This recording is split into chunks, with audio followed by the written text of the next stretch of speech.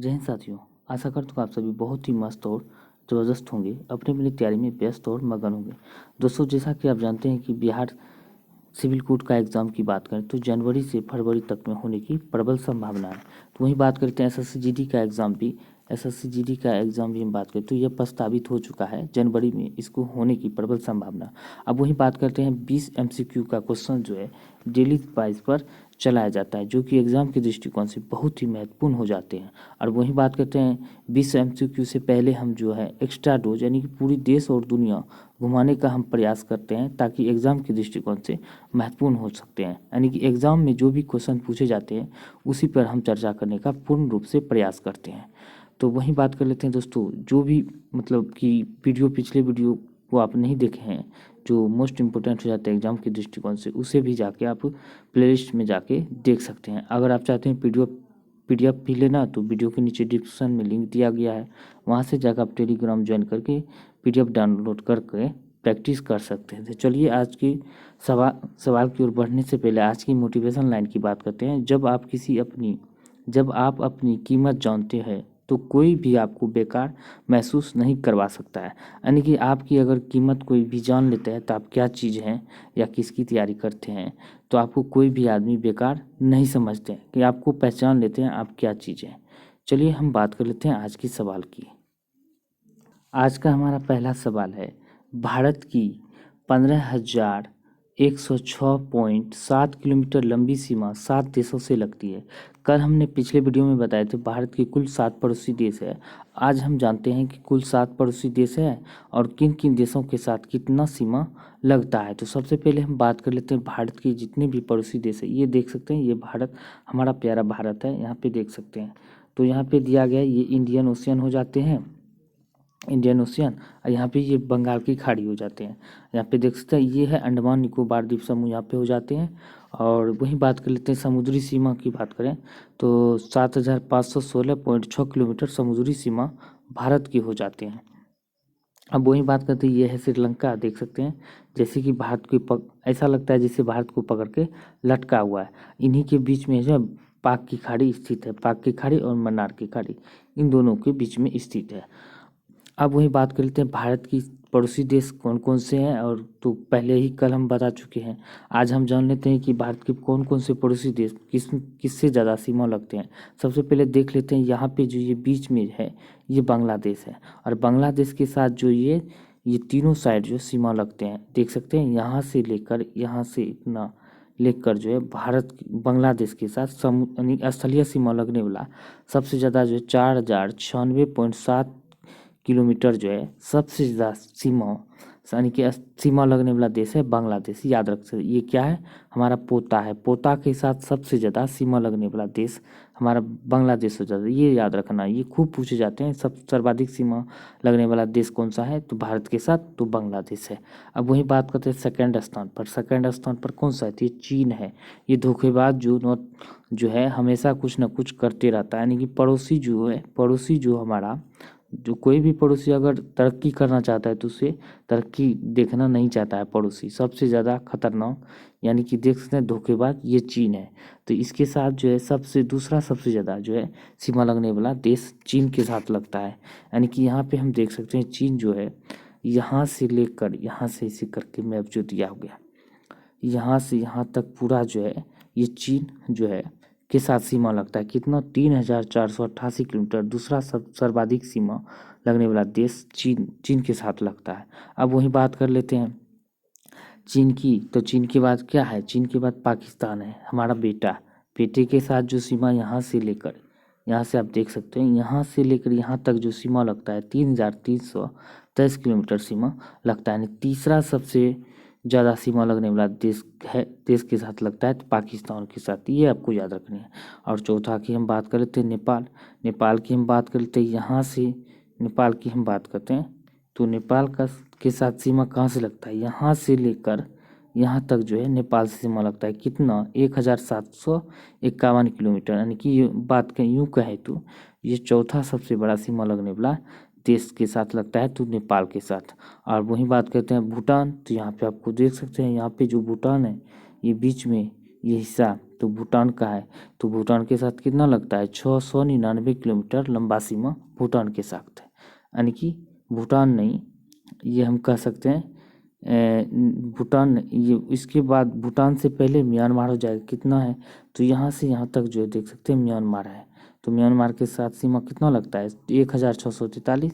तब जाके होता है भूटान, 699 हो जाएगा। सबसे छोटा स्थलीय सीमा लगने वाला देश है अफगानिस्तान के साथ, जो यहाँ पे सिर्फ यानी कि बात करें तो लद्दाख के ऊपर में जो है लगता है स्थलीय सीमा 106 किलोमीटर मात्र। सबसे छोटा स्थलीय सीमा अफगानिस्तान के साथ, सबसे लंबा स्थलीय सीमा बांग्लादेश के साथ यानी पोते के साथ लगता है। तो उम्मीद है कि यह जानकारी आप सभी को बहुत ही पसंद आए, तो वीडियो को लाइक करें, शेयर करें। अगर कोई सुझाव देना हो तो वीडियो के नीचे कमेंट कर सुझाव देना ना भूलें। तो चलिए हम आज के इस क्वेश्चन की ओर बढ़ते हैं। आज का हमारा पहला क्वेश्चन है, पाचन प्रक्रम में किससे सहायता मिलती है? यानी पाचन प्रक्रम में किससे सहायता मिलती है? तो बात कर देते हैं एंजाइम से सहायता मिलती है। यानी कि पाचन की क्रिया में सहायता करती है कौन? एंजाइम। ये आपको याद रखनी है। अब बात कर लेते हैं नेक्स्ट क्वेश्चन की। तो नौकरियों और शैक्षिक संस्थानों में समाज के कमजोर वर्ग के लिए आरक्षण उपलब्ध कराने हेतु केंद्र सरकार को संविधान का कौन सा प्रावधान अधिकार देता है? तो कौन सा प्रावधान अधिकार देता है? तो ये 16 देता है। और किसी व्यक्तियों को समानता का अधिकार क्या है? समानता का अधिकार जो प्रदान करता है, यानी कि विधि के समक्ष समानता की हम बात करते हैं, तो 14 में प्राप्त है। अब वही बात करते हैं 46 की। तो 46 में हम बात कर लेते हैं SC ST जो भी वर्ग होते हैं, ST ST वर्ग के शिक्षा एवं वित्तीय क्षेत्र में संरक्षण के लिए अधिकार प्राप्त है। किसे? 46 में। अब बात करते हैं 19 की। तो 19 में हम बात करते हैं व्यक्ति की अभिव्यक्ति की स्वतंत्रता, यानी कि प्रेस की स्वतंत्रता, जो अनुच्छेद 19 में निहित है। पहले जो इसमें 19 के अंतर्गत कितने प्रकार की स्वतंत्रता प्राप्त है? 7 प्रकार की स्वतंत्रता का उल्लेख मिलता था। अब जो है यह 6 प्रकार की स्वतंत्रता इसमें उल्लेख मिलता है, वर्णन मिलता है ये 19 में। तो ये आपको याद रखना है। प्रेस की आज़ादी या प्रेस की स्वतंत्रता का उल्लेख अनुच्छेद 19 में मिलता है, ये याद रखना है। अब बात करते हैं गीत में से किसका संबंध सूफी संतों के साथ है? इनमें से किसका संबंध जो है सूफी संतों के साथ है? तो बात करते हैं खानका। खानका क्या है? सूफी संतों का मतलब संबंध है खानका से। सूफी संत की जिन आश्रमों में निवास करते थे उसे खानका या मठ कहा जाता था, ये आपको याद रखना है। इसीलिए इसे सूफी संतों से संबंधित इसे माना जाता है। अब बात करते हैं त्रिपिटक की। त्रिपिटक आपको पता ही है, ये बौद्ध धर्म के बारे में, यानी कि बौद्ध धर्म से संबंधित है, जो पाली भाषा में लिखा गया। यानी कि बौद्ध धर्म के बारे में विशद ज्ञान प्राप्त होता है त्रिपिटक को पढ़ने से, और यह पाली भाषा में लिखा गया है। अब बात करते हैं वहीं सिनेगॉग की। सिनेगॉग क्या है? यहूदी धर्म का पूजा स्थल सिनेगॉग कहलाता है। ठीक है। और अगर आपको ये भी जानकारी चाहते हैं कि किस धर्म का पूजा स्थल कौन सा है, तो आप वीडियो के नीचे जो है विजिट करें चैनल में जाके प्लेलिस्ट बना हुआ है, वहाँ से आपकी खोज के आपको देख सकते हैं किस धर्म का पूजा स्थल, शॉर्ट वीडियो बना हुआ है, वहाँ से आराम से आप जाके देख सकते हो। अब बात करते हैं भारत में ऋण नियंत्रण के रूप में कौन काम करता है? भारत में ऋण नियंत्रक के रूप में कौन कार्य कर सकता है? तो भारतीय रिजर्व बैंक ऋण नियंत्रक के रूप में कार्य करता है। अब बात करते हैं भारतीय रिजर्व बैंक की स्थापना, तो आप सभी को पता है 1 अप्रैल 1935 में इसका स्थापना हुआ था, ये आपको याद रखनी है। और योजना आयोग की बात करें तो 15 मार्च 1950 में योजना आयोग का स्थापना किया गया था। अब वही बात कर लेते हैं कि रिजर्व बैंक बैंकों का बैंक कहलाता है, कि बैंकों का बैंक किसे कहा जाता है? रिजर्व बैंक को बैंकों का बैंक कहा जाता है। वहीं बात करते हैं साथ साथ योजना आयोग के स्थान पर नीति आयोग की स्थापना कब हुआ था? तो ये 1 जनवरी 2015 में किया गया था, ये आपको याद रखनी है। वहीं बात करें भारतीय स्टेट बैंक की स्थापना, तो 1955 में हुआ था। कब? 1955 में इसका स्थापना हुआ था, ये आपको याद रखनी है। अब बात कर लेते हैं कि 1 रुपये के नोट का काम जो होता है, ये 1 रुपये का नोट छापने का, नोट का यानी कि सिक्का जो बनाता है, ये केंद्र सरकार के द्वारा, यानी कि वित्त मंत्रालय के द्वारा ही जारी किया जाता है। ये आपको याद रखनी है। अब वही बात करते हैं पुष्पक्रम, जो कि पूर्ण रूपेण एक संयुक्त फल के रूप में विकसित होता है, वह क्या है? पुष्पक्रम जो पूर्ण रूपेण एक संयुक्त फल के रूप में विकसित होता है वह क्या है? तो बात करते हैं हाइपोथेडियम है। क्या है? हाइपोथेडियम है। ये आपको याद रखनी है। अब वही बात करते हैं और भी क्वेश्चन के बारे में जानकारी हम चाहते, तो वहीं बात कर लेते हैं पुष्प की। तो पुष्प की हम बात कर लेते हैं। तो यह पौधे का पुष्प जो है महत्वपूर्ण अंग माने जाते हैं और इसमें बात करते हैं बाह्य दलपुंज और दलपुंज को पुष्प का सहायक अंग कहा जाता है, क्योंकि पुष्प में पुमंग और जयंग, बात करते हैं पुमंग या जयंग पुष्प के आवश्यक जनन अंग होते हैं। और पुंकेसर के बात करते हैं, पुंकेसर जो पुष्प यानी कि बात करते हैं जायंग जो होता है मादा जनन अंग होता है और स्त्री केसर जो जायंग पौधे का मादा जनन अंग होता है जो एक या एक से अधिक स्त्री केसर का बना होता है। और बात कर लेते हैं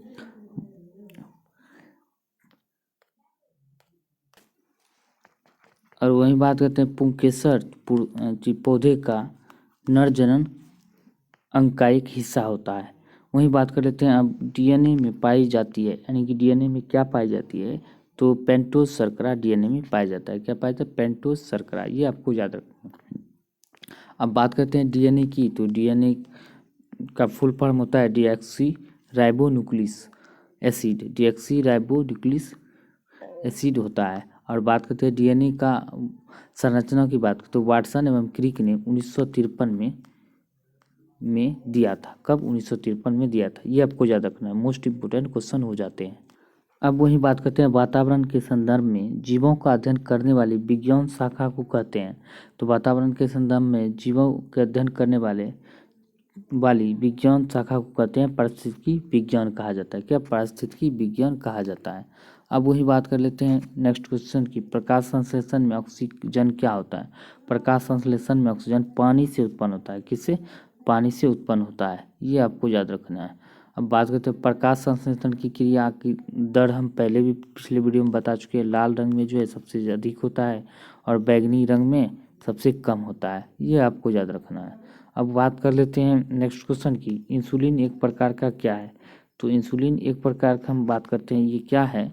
तो यह एक हार्मोन है। इंसुलिन जो है एक प्रकार का हार्मोन है जो कि लैंगरहैंस दीपिका जो इंसुलिन स्रावित करता है अग्नाशय में स्थित होता है। अग्नाशय के लैंगरहैंस दीपिका से जो है इंसुलिन निर्माण होता है, यानी कि अग्नाशय के बीटा कोशिका से इंसुलिन का निर्माण होता है। ये आपको याद रखनी है।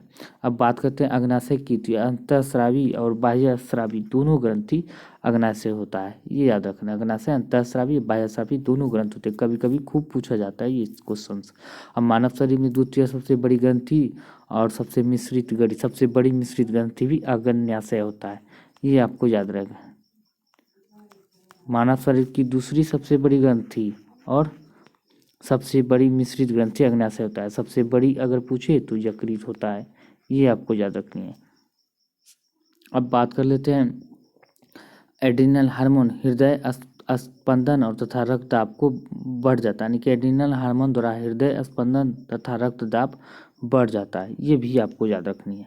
अब बात कर लेते हैं अशोक ने तृतीय बौद्ध धर्म परिषद कहाँ बुलाई थी? तृतीय बौद्ध धर्म परिषद जो बुलाया था तो ये पाटलिपुत्रा में बनाया था। ये आपको कैसे रखना है?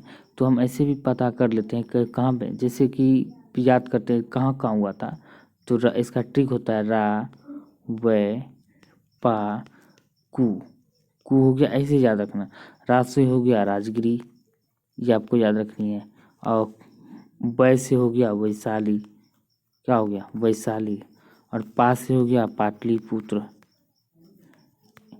उसके बाद कु से हो गया कुंडलवन, कुंडलवन यानी कि कश्मीर कुंडलवन। ये आपको याद रखनी है। ये सारे ऐसे आपको ट्रिक याद रखने ना है, रा वै पाकू। ये याद रखने से आपको ये पता चल जाएगा कहाँ कहाँ हुआ था। अब वही बात कर लेते हैं। तो इसका तो हम पता कर लिए। तो तृतीय बौद्ध संहिता की हम बात करें तो पाटलिपुत्र में हुआ था। अशोक ने तृतीय बौद्ध परिषद का आयोजन करवाया। किसके द्वारा किया गया था? अशोक के द्वारा। किसकी अध्यक्षता में? मोगली पुत्र तिस्म की अध्यक्षता में तीसरी बौद्ध संहिता संगीति का आयोजन किया गया था। अशोक के समय में ही यानी कि बात कर लेते हैं बौद्ध धर्म फैला था। यानी श्रीलंका में प्रचार करने के लिए अशोक ने अपने बेटे पुत्र दोनों संघमित्रा और महेंद्र को भेजा था श्रीलंका बौद्ध धर्म के प्रचार प्रसार के। इसी के समय में बौद्ध धर्म का सर्वाधिक विस्तार हुआ था, ये भी आपको याद रखनी है।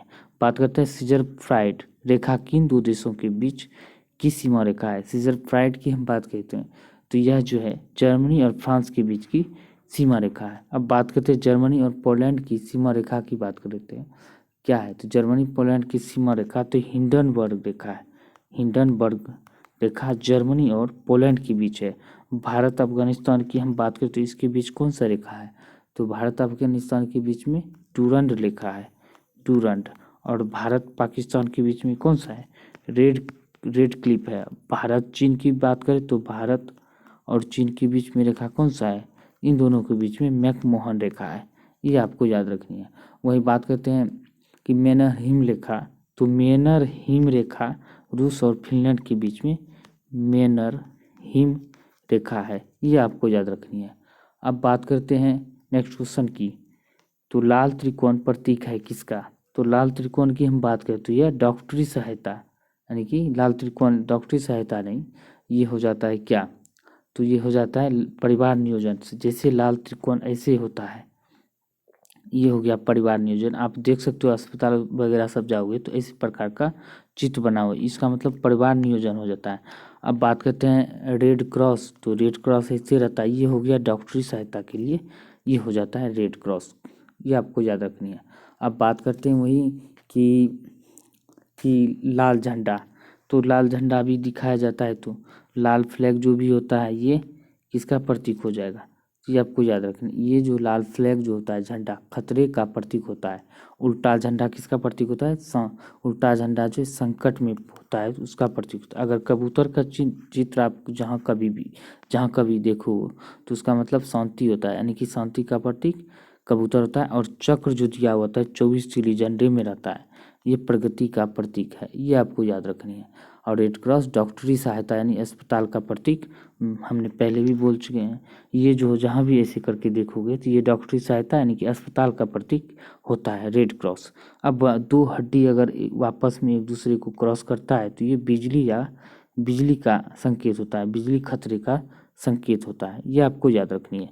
अब बात करते हैं कौन महान पुरुष अंकल हो लोकप्रिय के नाम से जाना जाता है। अंकल हो के लोकप्रिय से कौन सा महान पुरुष जाने जाते हैं, डॉक्टर हो ची मिन्हास जो है अंकल हो के नाम से जाना जाता है। एनी बेसेंट को माता के नाम से यानी कि माता बसंत के नाम से एनी बेसेंट को जाना जाता है। अब वहीं बात कर लेते हैं और भी सारे, विलियम शेक्सपियर को वर्ड ऑफ एवन के नाम से जाना जाता है। हिटलर को फ्यूरर के नाम से जाना जाता है, फ्यूहरर के नाम से जाना जाता है, ये आपको याद रखनी है। अब वहीं बात करते हैं शेख मुजीबुर रहमान को बंगबंधु के नाम से जाना जाता है। एलिजाबेथ प्रथम को मेडन क्वीन के नाम से जाना जाता है। मार्टिन लूथर किंग जूनियर का उपनाम ब्लैक गांधी के नाम से जाना जाता है। महात्मा गांधी को राष्ट्रपिता के नाम से जाना जाता है और बापू के नाम से भी जाना जाता है। ये सारे के सारे, मोतीलाल नेहरू को चाचा नेहरू के नाम से भी जाना जाता है।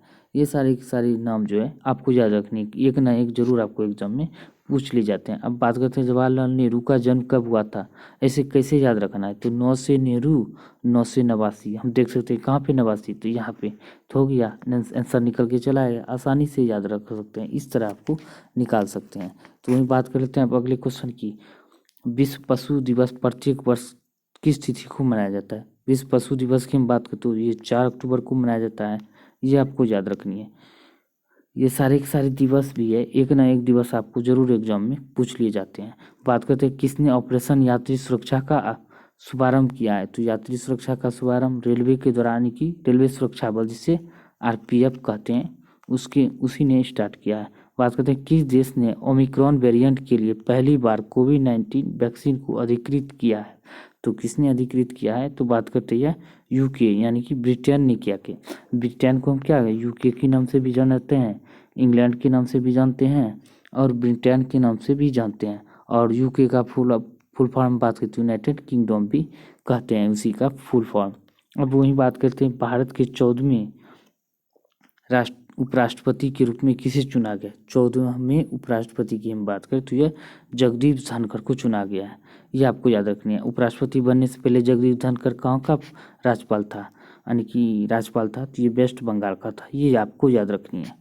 अब बात करते हैं, यह राजस्थान राज्य से संबंधित है। जगदीप धनखड़ राजस्थान राज्य से संबंधित है। बात करते हैं इंदिरा गांधी अंतर्राष्ट्रीय हवाई अड्डा कहाँ पर है? तो इंदिरा गांधी अंतर्राष्ट्रीय हवाई अड्डे की हम बात करते हैं, ये दिल्ली में स्थित है। कहाँ पे? दिल्ली में। और बिहार में बात करते हैं, कौन से हवाई अड्डा है? पंडित यानी कि जयप्रकाश नारायण हवाई अड्डा पटना में स्थित है। और बेगमपेट अंतर्राष्ट्रीय हवाई अड्डा हैदराबाद में, राजा झांसी अंतर्राष्ट्रीय हवाई अड्डा अमृतसर में, मीनामंकम अंतर्राष्ट्रीय हवाई अड्डा चेन्नई में, जवाहरलाल नेहरू अंतर्राष्ट्रीय हवाई अड्डा मुंबई में है, सुभाष चंद्र बोस बात करते कोलकाता में है, और बाकी सबको आपको याद ही है। अब बात करते हैं आज का लास्ट सवाल, ओरोविल आश्रम कहाँ है? तो ओरोविल आश्रम की हम बात करते हैं, पुदुचेरी में स्थित है। ये आपको याद रखनी, कहाँ में? पुदुचेरी में स्थित है। अब पुदुचेरी की हम पहले ही बात कर चुके हैं। पुदुचेरी एकमात्र ऐसा राज्य है जो कि पश्चिमी घाट और पूर्वी घाट दोनों में फैला हुआ है। ऐसे ये है पश्चिमी घाट, ये है पूर्वी घाट, दोनों घाट में फैला हुआ है। यानी कि ये जो है 3 राज्यों में फैला हुआ है। यानी कि इसका एक साथ जो है, एक इसका ऐसे भी पूछ लिया जाता है, एकमात्र कौन सा राज्य है जिसका जिला एक दूसरे से नहीं सटता है? तो ये भी पुदुचेरी हो जाता है। और ये भी पूछ लिया जाता है, पुदुचेरी कौन सा एक राज्य है जिसका विस्तार जो है पश्चिमी घाट पूर्वी घाट दोनों में स्थित है? ये आपको याद रखनी है। आशा करता हूँ कि यह जानकारी आप सभी को बहुत ही पसंद आए। तो वीडियो को लाइक करें, शेयर करें, चैनल को सब्सक्राइब जरूर करें। अगर कोई सुझाव देना हो तो वीडियो के नीचे कमेंट कर सुझाव देना ना भूलें। मिलते हैं अगले वीडियो में, तब तक के लिए जय हिंद जय भारत।